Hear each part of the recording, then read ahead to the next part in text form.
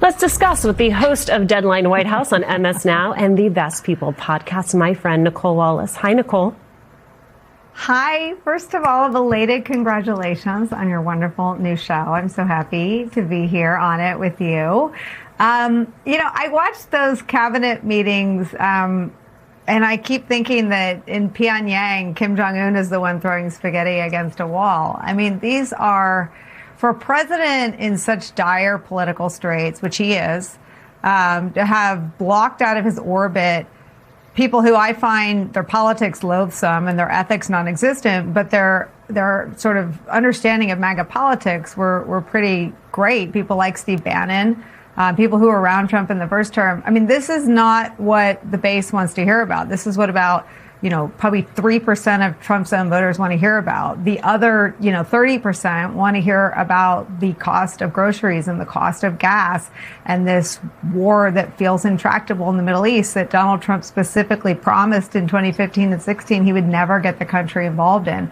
So I used to really recoil. I mean, you and I have both spent years now interviewing the brave law enforcement officials, people like Michael Fanone and Harry Dunn and Daniel Hodges and all the folks who put their bodies between Trump's insurrectionist supporters and Republican and Democratic lawmakers. Those are the real heroes. And those are people who had the crimes carried out against them exonerated and pardoned by Donald Trump. And now he wants to pay their attackers. It's sick and it's terrible politics for Trump. Right. I wonder how they felt hearing the president describe the insurrection as an innocent journey. Here's the thing. You and I also talk a lot about the theatrics of the Trump administration, and under normal times, it would make sense to convene the cabinet. You could address any number of these issues, crises facing the nation. But we're not even sure why this cabinet meeting is happening at this specific moment. Was the meeting for him or was it for the American people?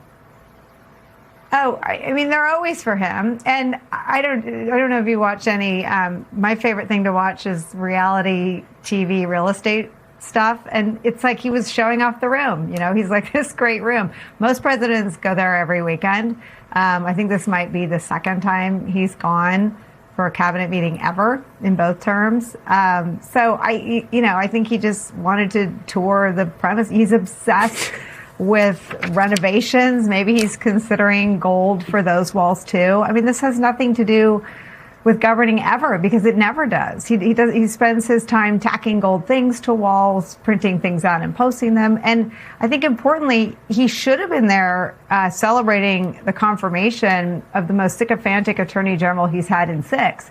But he screwed Todd Blanche over by refusing to scuttle that slush fund. So if there was an occasion at any point for having this meeting, it should have been, in their view, celebrating his vote out of committee. But Trump made sure that didn't happen. Well, to follow your analogy, if this was in fact a reality TV show that was based on real estate listings, he's just showing you everything he can rent because he doesn't actually own any of this, because most of these people, not most, so many of them have not been Senate confirmed. I also, you poll after poll, all people want to hear about is the economy.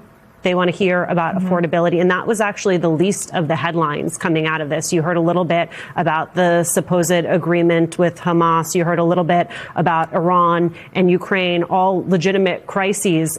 You didn't hear much about the president's plan to make everyday life affordable for Americans.